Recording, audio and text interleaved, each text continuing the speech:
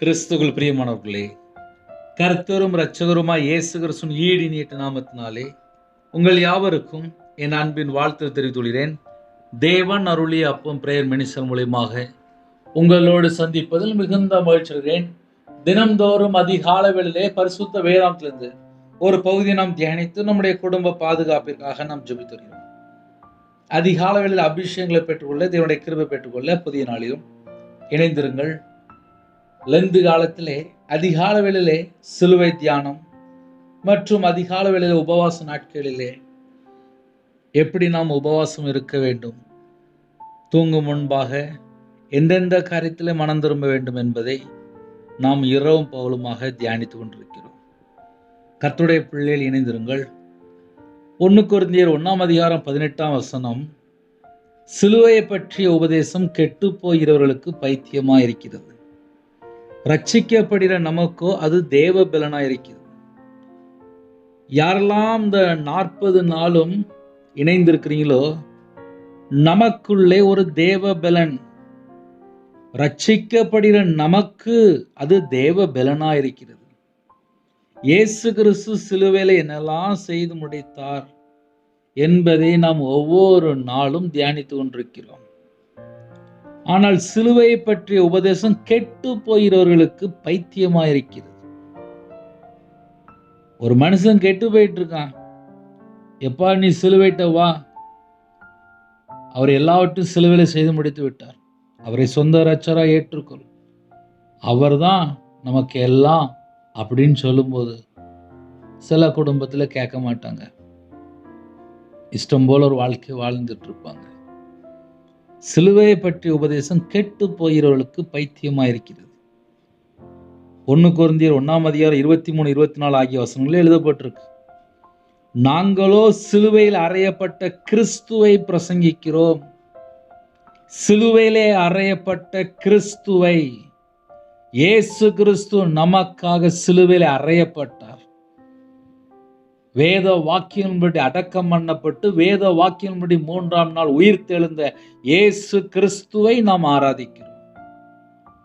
இயேசு கிறிஸ்து நம்முடைய பாடுகளை ஏற்றுக்கொண்டார், நம்முடைய துக்கங்களை சுமந்தார், நம்முடைய மீறல் நிமித்தம் அவர் காயப்பட்டார், நம்முடைய அக்கிரமங்கள் நிமித்தம் அவர் நொறுக்கப்பட்டார், நம்முடைய பலவீனங்களை ஏற்றுக்கொண்டார், நம்முடைய நோய்களை சுமந்தார், நம்முடைய பாவங்களை சிலுவையின் மேல் சுமந்தார் என்று எழுதப்பட்டிருக்கு. கிறிஸ்து நமக்காக சாபமாகி நியாயப்பிரமாணத்தின் சாபத்திற்கு நம்மை நீங்களாக்கி மீட்டுக் கொண்டார். அவரை நாம் கூப்பிடும் போது அதிகால வேளையிலே, எனக்காக தானப்பா ஜீவனை தந்தீங்க, ஜீவாதிபதியானவர் என்று அழைக்கும் போது நம்முடைய வாழ்க்கையிலே நமக்கு தேவ பலன், ரட்சிக்கப்படுகிற நமக்கோ அது தேவ பலன் என்று எழுதப்பட்டிருக்கு.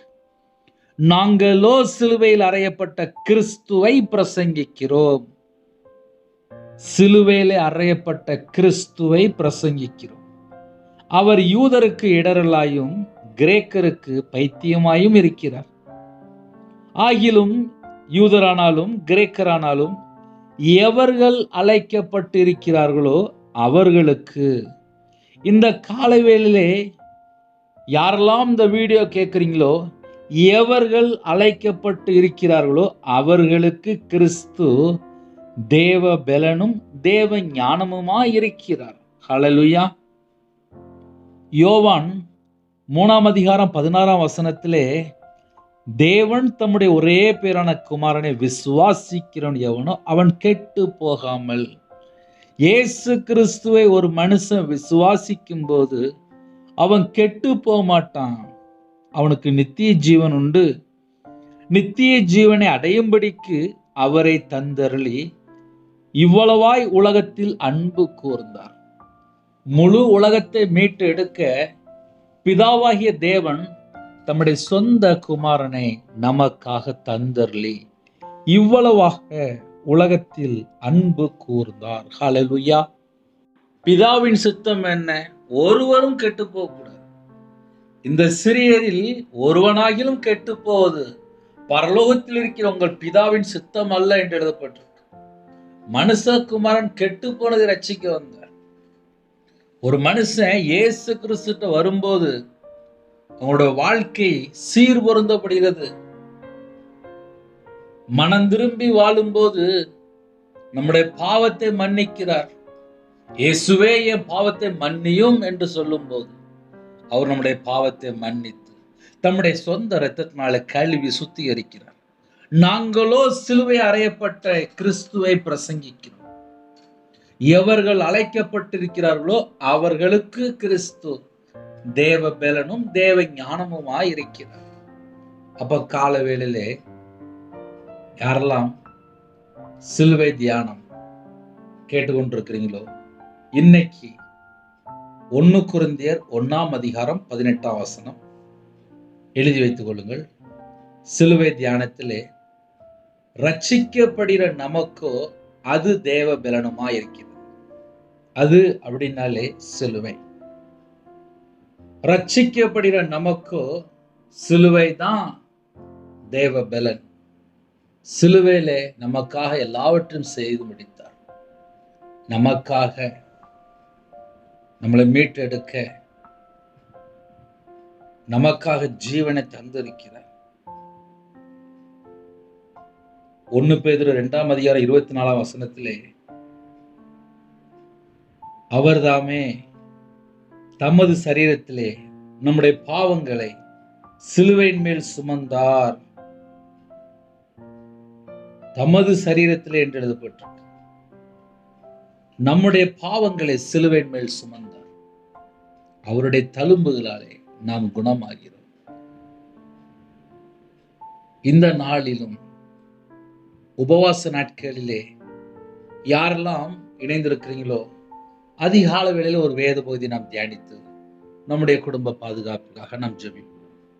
எஸ்ரா 8:21 அப்பொழுது நாங்கள் எங்கள் தேவனுக்கு முன்பாக எங்களை தாழ்த்துகிறதற்கும் எங்களுக்காகவும் எங்கள் பிள்ளைகளுக்காகவும் எங்கள் சகல பொருள்களுக்காகவும் செவ்வையான வழியை தேடுகிறதற்கும் நான் அங்கே அந்த அகாவா நதி அண்டையிலே உபவாசத்தை கூறினேன். ஹல்லேலூயா.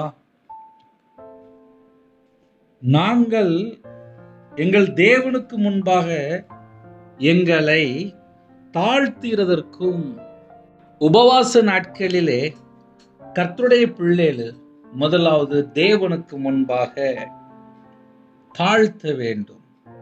தேவனுக்கு முன்பாக எங்களுக்காகவும் எங்கள் பிள்ளைகளுக்காகவும் எங்கள் சகல பொருள்களுக்காகவும் செவ்வையான வழியிலே தேடுகிறதற்காகவும் உபவாசம்.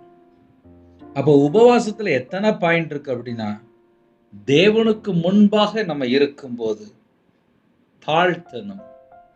நமக்காக, நம்முடைய பிள்ளைகளுக்காக, நம்ம வீட்டில் என்னெல்லாம் பொருள் இருக்கோ, பொருளை வியாபாரம் பார்க்கலாம், கம்பெனி வச்சிருக்கலாம், எல்லா பொருள்களுக்காகவும் செவ்வையான வழியிலே தேடுகிறதற்காகவும்.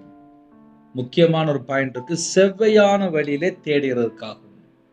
அப்போ உபவாச நாட்கள் எதுக்கு அப்படின்னா, நம்மை நாம் ஆராய்ந்து பார்த்து கர்த்தர் பக்கம் மனம் திரும்ப வேண்டும். அதே நேரத்திலே எந்தெந்த காரியம் என்று பார்க்கும்போது, எங்களை தாழ்த்துகிறதற்கும் எங்களுக்காகவும் எங்கள் பிள்ளைகளுக்காகவும், நமக்காக நம்முடைய பிள்ளைகளுக்காக மற்றும் சகல பொருள்களுக்காகவும், வீட்டில் என்னெல்லாம் இருக்கு எல்லாவற்றையும் தேவனுடைய சமூகத்துல சொல்லிருங்க. ஒரு வீடு தந்திருக்காரா, அந்த வீடு நீங்க தான்ப்பா தந்தீங்க. உங்க வீட்டுல நகை இருக்கா, அந்த நகையை நீங்க தான்ப்பா தந்தீங்க. பேரன் இருக்கானா, இந்த பேரனை நீங்க தான்ப்பா தந்தீங்க. பேத்தி இருக்காங்களா, இந்த பேத்தியை நீங்க தான்ப்பா தந்தீங்க. யாரா இருந்தாலும் சரி, எல்லாவற்றையும் தேவனுடைய சமூகத்திலே தாழ்த்தி,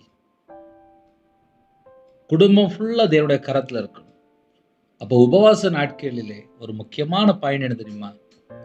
தாழ்த்திடணும். இது எல்லாம் நீங்க தந்துதான்ப்பா. நான் இன்னைக்கு உயிரோட இருக்கிறேன்னா இது எல்லாம் நீங்க தந்துதான்ப்பா. உங்க கரத்துல அர்ப்பணிக்கிறப்பா, ஆசீர்வதிங்க. நான் செவ்வையான வழியில நடக்கணும், எனக்கு கிருபை தாங்கப்பா. செவ்வையான வழியை தேடுகிறதற்காகவும் அகாவா அண்டையிலே, நதி அண்டையிலே உபவாசத்தை கூறினேன். இப்போ நம்ம 2026 இருக்கோம். நம்ம வீட்டுள்ள காரியங்கள், நம்ம குடும்பத்துடைய காரியங்கள், வருஷம் லெந்து காலத்திலே 40 நாள் உபவாச நாட்களிலே நீங்க இருக்கிற இடத்துல சர்ச்சுக்கு போயிட்டு இருப்பீங்க. காலை வேளையிலே எத்தனையோ குடும்பத்தில் இணைந்திருக்கிறீங்க. எந்தெந்த சூழலை இணைந்திருக்கிறீங்களோ தேவனுக்கு தெரியும். நம்ம தேவனுடைய பாதத்தில் இருக்கும்போது நம்ம எப்படி ஜெபிக்கணும், இது எல்லாம் நீங்க தந்ததுதான்ப்பா. உங்க பாதத்தில் அர்ப்பணிக்கிறோம்ப்பா, என்னை தாழ்த்துறோம்ப்பா, என் குடும்பத்தை உங்க கரத்துல அர்ப்பணிக்கிறோம்ப்பா. செவ்வையான வழியில நடக்கிறதுக்கு எனக்கு கிருபை தாங்கப்பா. செவ்வையான வழியை தேடுறது தான் இந்த உபவாச நாட்கள். அப்போ உபவாச நாட்கள்ல தேவனுடைய சமூகத்துல காத்திருக்கிற பிள்ளைகள் கொஞ்சம் ஆராய்ந்து பாருங்க, உங்களுடைய வாழ்க்கையில எல்லாமே செவ்வையா இருக்கா? இப்ப நான்லாம் 2016 உபவாசம் இருந்தேன்.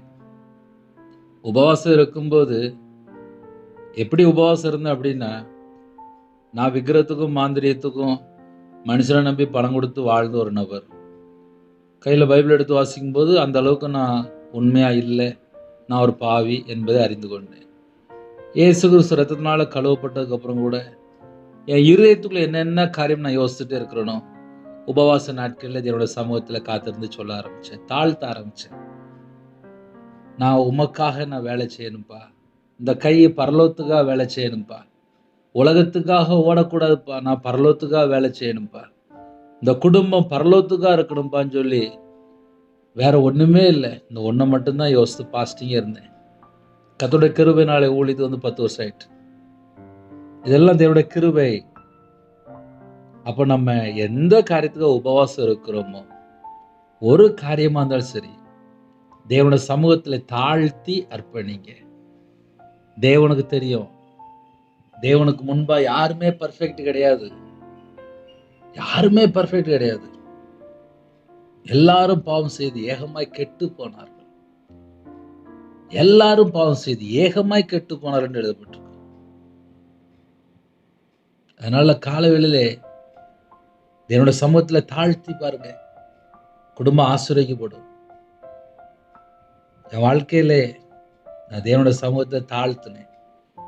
பாவியா என் மேல கிருபையா இருங்கப்பா, அப்படிதான் ஜெபிக்க ஆரம்பிச்சேன். எல்லாரும் போல எனக்கு ஜெபிக்க தெரியாது. கர்த்தருடைய கிருபையினாலே ஆன்லைன் மூலியமா கேட்குறீங்க, நமக்கு நிறைய கிருபைகளை தந்திருக்காரு. கொரோனாக்கு அப்புறம் நம்ம உயிரோட இருக்கோம், ஜீவனை தந்திருக்காரு. உபவாச நாட்கள்ல இதோட சமூகத்துல தாழ்த்தி பாருங்க, எவ்வளவு ஆசீர்வாதம் தெரியுமா? இந்த 40 நாள்ல ஒரு முழு பைபிளை வாசித்து முடிங்க.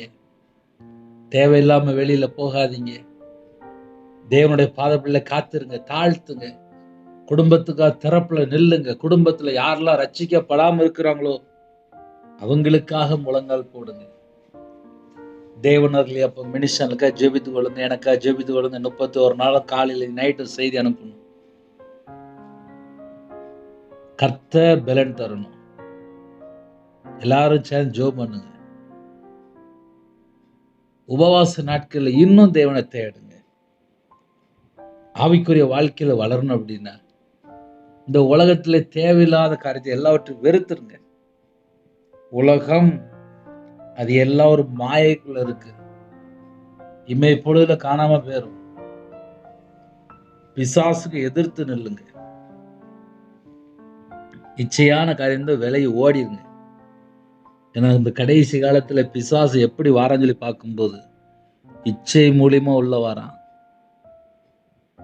நிறைய இடத்துல இச்சை மூலியமா நிறைய ஜனங்கள் அசுத்தத்திலையும் அருவருப்புலையும் அக்கிரமத்திலையும் பாவத்திலையும் விபச்சாரத்திலையும் வேசித்தனத்திலையும் காம விகாரத்திலையும் துர் இச்சையிலையும் மோக இச்சையிலையும் ஜனங்கள், எனக்கு இந்த பாவத்திலிருந்து எனக்கு வெளியில வர முடியலையே.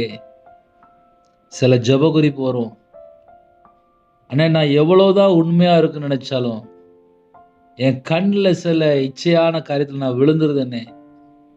தூங்கும்போது கெட்ட சொப்பனம் வருது, எனக்கு என்ன செய்யனே தெரியல. நான் எவ்வளோ ஜெபம் பண்ணி பார்க்கேன் அப்படிம்பாங்க. உபவாச நாட்கள்ல தேவனோட சமூகத்துல காத்திருங்க. நம்மகிட்ட என்ன பிரச்சனை இருக்கோ அதை அப்படியே தேவனோட சமூகத்துல சொல்லுங்க.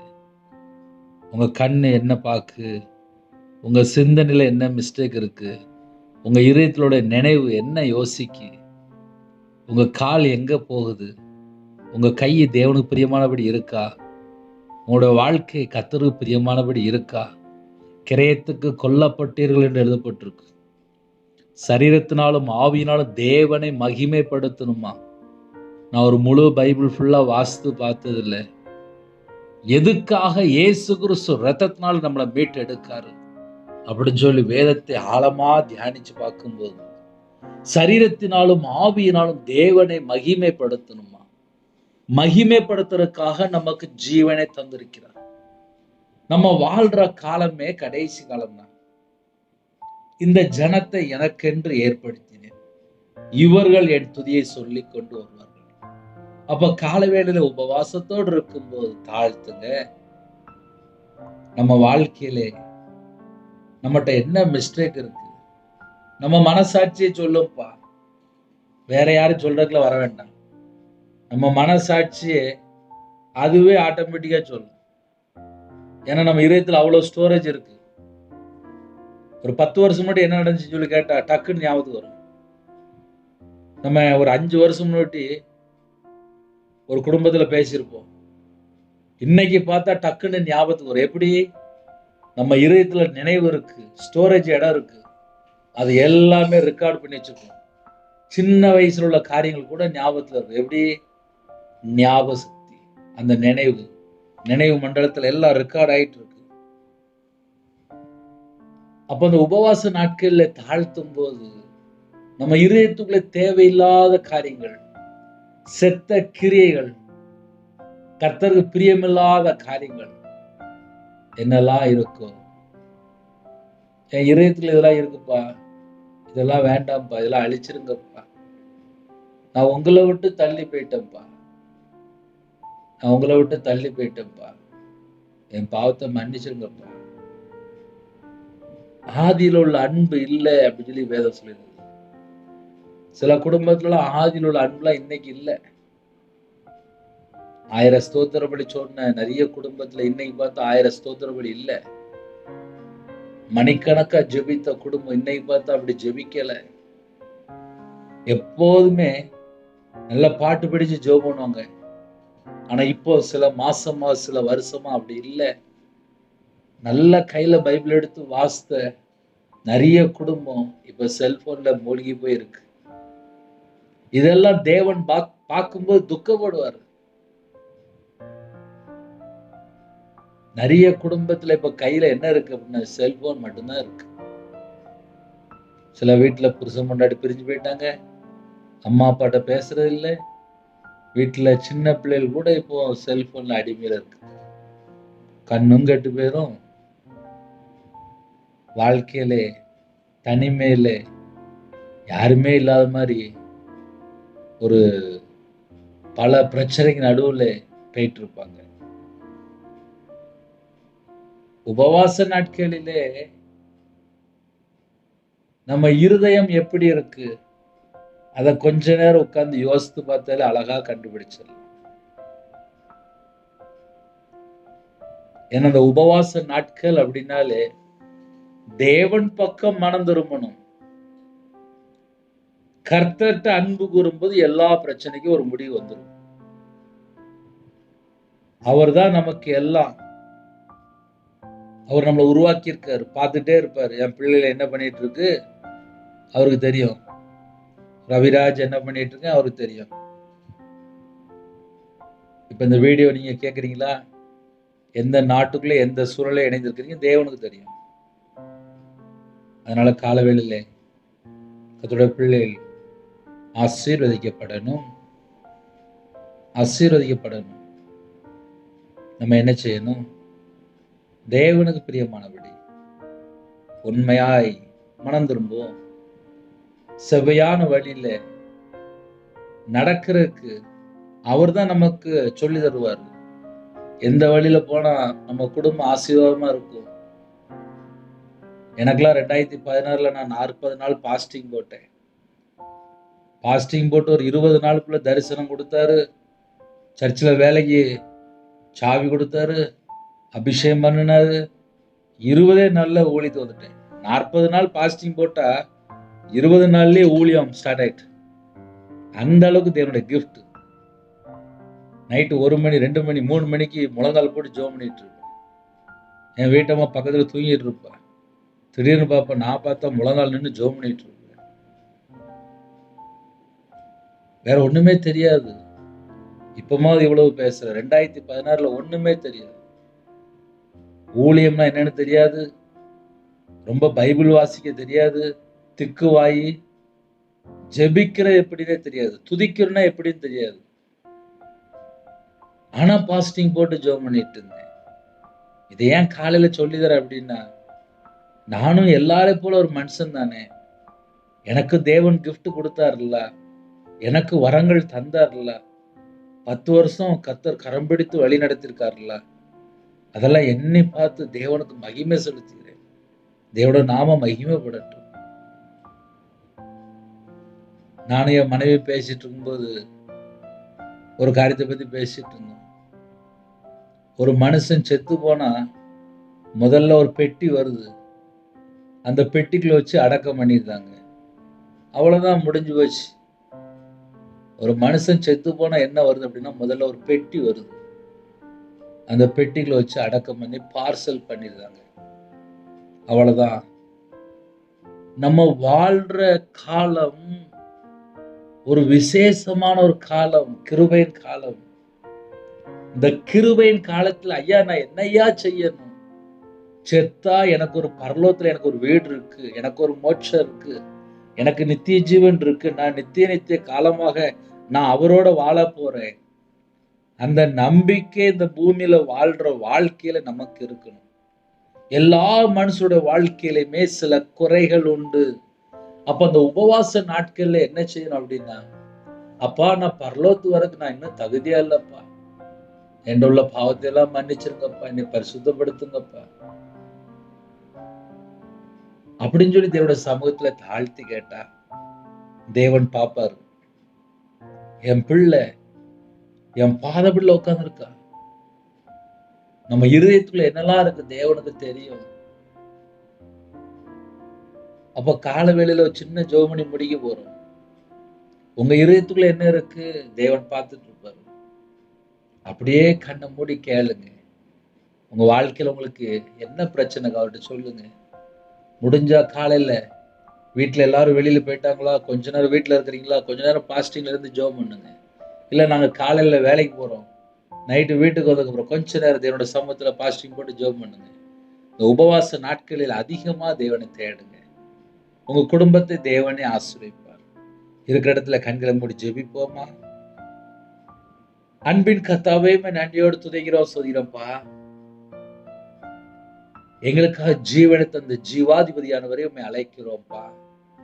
எங்களுடைய பாவங்களுக்காக, எங்களுடைய அக்கிரமங்களுக்காக, எங்களுடைய மீறுதலுக்காக, எங்களுடைய பலவீனம், எங்களுடைய நோய், எங்களுடைய துக்கம், எங்களுடைய தலைமுறை சாபம் எல்லாவற்றையும் சிலுவையில் சுமந்தவரே, எங்களுடைய பாவங்களுக்காக மரித்து அடக்கம் பண்ணப்பட்டு 3ஆம் நாள் உயிர் தெழுந்த இயேசு கிறிஸ்துவை அழைக்கிறோம்.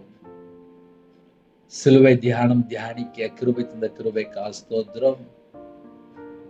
சிலுவை குறித்த உபதேசம் கெட்டு போகிறவர்களுக்கு பைத்தியமா இருக்கிறது, ரட்சிக்கப்படுகிற நமக்கும் அது தேவ பலனா இருக்கிறது.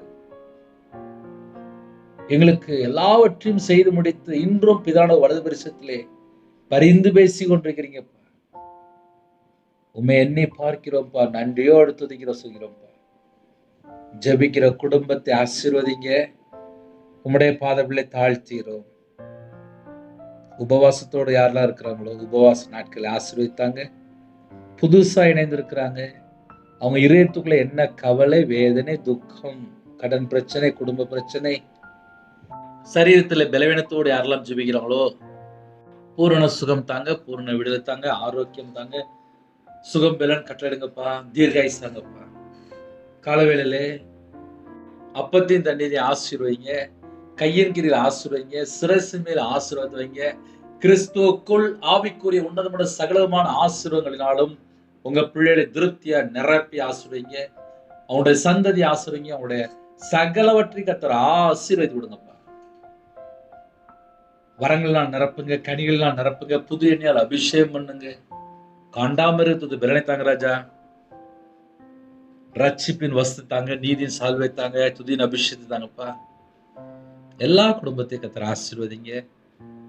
நாங்க கிறிஸ்துவுக்குள்ளாக இருக்கணும்ப்பா. எங்களுடைய அவயங்கள் எல்லாம் கிறிஸ்துவோட அவயமா மாறட்டும். எங்க உடம்போட ரத்தம் எல்லாம் இயேசு கிறிஸ்துவின் ரத்தமா மாறட்டும். எங்க கண்கள்ல கழிக்கும் போடுங்க, வீண் வார்த்தை பேசாதபடி வேலடைங்க. உமக்கு பிரியமில்லாத இடத்துக்கு நாங்க போகக்கூடாதுப்பா. தேவ சித்தத்துக்குள்ள நாங்க இருக்கணும்ப்பா. தேவ சித்தத்தின்படி வாழ எங்களை தாழ்த்துகிறோம்ப்பா, எங்களை அர்ப்பணிக்கிறோம்ப்பா. எழுதுற கிருபை தாங்கப்பா. உமக்கு பிரியமானபடி வாழ எங்களுக்கு கிருபை தாங்கப்பா. இந்த நாளிலும் எல்லா நாட்டுல ஜனங்களையும் உங்களோட ரத்த கொட்டைகளை வேலடைங்க. அவங்க இருதயத்துக்குள்ள தேவ சமாதானம் நிரப்புங்க, கிருபையின் வரலாம் நிரப்புங்க, ஞான வரலாம் நிரப்புங்க. உங்களுடைய வார்த்தையில நிலைத்திருக்க கிருபை தாங்க. எல்லாரையும் உங்களுடைய பாதத்தில் அர்ப்பணிங்க. பலவிதமான சூழ்நிலையிலே ஆன்லைன் மூலியமாக கர்த்தருடைய பிள்ளைகள் இணைந்திருக்கிறாங்க. அவங்க இதயத்துக்குள்ள என்ன பாரம் இருக்கோ, என்ன வேதனை இருக்கோ, கர்த்தருக்கு மட்டும்தான்ப்பா தெரியும். கர்த்தர் தான்ப்பா உங்க பிள்ளைகளை அப்பா அந்த காலவெளியில இணைத்து இருக்கிறீங்க. அவங்க இதயத்தில் உள்ள வேதனையெல்லாம் துக்கத்தை எல்லாம் நீக்கி சந்தோஷத்தை கட்டளிடுங்க, மகிழ்ச்சியை கட்டளிடுங்க, பரிபூர்ணமா ஆசீர்வதிங்க. எல்லா நாட்டுல ஜனங்களையும் கர்த்தர் வேலை அடைங்க. காலவேளையில வெளியில புறப்படுறாங்க, வாகனத்துல போறாங்க, பஸ்ல போறாங்க, ட்ரெயின்ல போறாங்க, பிளைட்ல போறாங்க, காலவேளையில விவசாயத்துக்கு போறாங்க, வியாபாரத்துக்கு போறாங்க, கம்பெனிக்கு போறாங்க, வாட்ச்மேன் ஜெபிக்கிறாங்க, செக்யூரிட்டி ஜெபிக்கிறாங்க, போலீஸ் ஆபீசர் ஜெபிக்கிறாங்க, டீச்சர் ஜெபிக்கிறாங்க, டாக்டர், நர்ஸ், இன்னுமாக அதிகாரிகள் ஜெபிக்கிறாங்க, கவர்மெண்ட் ஆபீசர் ஜெபிக்கிறாங்க, தமிழ்நாட்டோட சேம்கா ஸ்தோத்திரப்பா. எல்லாரையும் உங்களுடைய ஜீவன்களை அர்ப்பணிக்கிறோம்ப்பா. எல்லாரையும் கர்த்தர் ஆசீர்வதிங்கப்பா. வரக்கூடிய தேர்தலுக்காக ஸ்தோத்திரப்பா. கர்த்தர் சந்திக்கணும், கர்த்தர் சந்திக்கணும்ப்பா. எக்ஸாம் எழுதுற பிள்ளைகளை உடைய பாதத்தில் அர்ப்பணிக்கிறோம்ப்பா. எக்ஸாம் எழுதும்போது கர்த்தர் கூட இருக்கணும்ப்பா. உங்க பிள்ளைகளோட கர்த்தர் புறப்பட்டு போகணும்ப்பா. தேவ ஞானத்தினால, தேவ புத்தினால் நிரப்புங்க. தேவன் அருளி அப்பம் பிரேயர் மினிஸ்டர் மூலமா இணைந்துக்கிற குடும்பங்கள் இயேசு கிறிஸ்துவின் ரத்தத்தினாலே, இயேசு கிறிஸ்துவின் நாமத்தினாலே பரிபூர்ணமா ஆசீர்வதிக்கப்படட்டும். ஆசீர்வதிங்கப்பா. யாரெல்லாம் வீடு கட்டுன்னு சொல்லி ஆசைப்படுறோம், கர்த்தர் வாசல் திறந்து விடுங்க. கற்பத்தினியா ஜெபிக்கிறாங்க, கர்த்தர் மனம் இறங்குங்க. மாசமா இருக்க கர்த்தர் ஆசீர்வதிங்க. டெலிவரி போறாங்க, கர்த்தர் கூட இருங்க. நார்மல் டெலிவரி ஆகிட்டாங்க, திருமண தேவைக்கா ஜெபிக்கிறாங்க, எல்லா தடையெல்லாம் நீக்கி ஆசீர்வதிங்க. வெளிநாட்டுல இருக்காங்க, அவங்க இருக்கிற இடத்துல எல்லா தடையெல்லாம் நீக்கி பிள்ளைகளை ஆசீர்வதிங்க. உங்களுடைய கரத்துக்குள்ள அர்ப்பணிக்கிறோம்ப்பா. தூஹபலா சந்தூர் ரபா கரது ரபலஹரது. இருதயம் ஃபுல்லா பாரம், கண்ணீர். ஒரு குடும்பத்துல கண்ணீரோடு நின்று கொண்டு இருக்கிறீங்க. இந்த நாளில் கர்த்தர் உங்களை மீட்டு எடுக்கிறார். உங்க குடும்பம் முழுவதும் ரட்சிக்கப்படுகிறது. இந்த நாளிலும் உங்க வீட்டுக்குள்ள இருக்கிற எல்லா இருளெல்லாம் விலகுறது. கர்த்தருடைய கரம் உங்களை தொடுகிறது. உங்களுடைய வம்சம் ஆசீர்வதிக்கப்படுகிறது. கர்த்தர் கூட இருப்பார். இந்த நாள் முதல் கொண்டு உங்க குடும்பத்துல ஒரு மாற்றத்தை காண்பீர்கள். தூனி மகதனிமே லபல சந்தூரு ரதுரிபி கபா கரதுரிபி கரபலஹரது.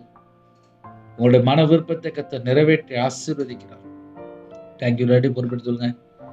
அப்பிரயோஜனமான ஊழியக்காரப்பா, உங்களுடைய பாதபிள்ளைகளை தாழ்த்து அப்படிங்கிறோம். தேவனர்களே அப்ப மனுஷன் ஆசீர்வதித்தாங்க. இரவு மூலமா ஜெபிக்கிறாங்க, உபவாசத்தோடு இருக்காங்க. கர்த்தர் எல்லா குடும்பத்தையும் வேலை அடைத்து மூடி மறைத்து பாதுகாத்துள்ளுங்க. யாரெல்லாம் தாழ்த்துறோம் அந்த குடும்பம் இயேசு கிறிஸ்து நாமத்தை ஆசீர்வதிப்படுத்தும்.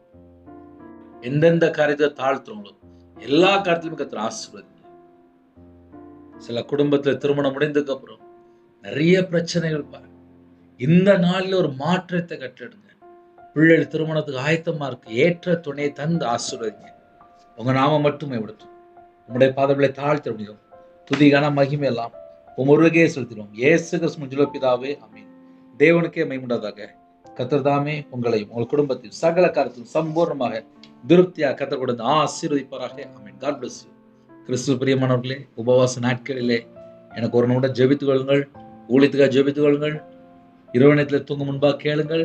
இந்த 40 நாள் உபவாச நாட்களில் கேளுங்க. கர்த்தர் குடும்பத்தை ஒரு மாற்றத்தை தருவார். கர்த்தரே உன் குடும்பத்தை ஆசீர்வதிப்பார். ஹல்லேலூயா. God bless you.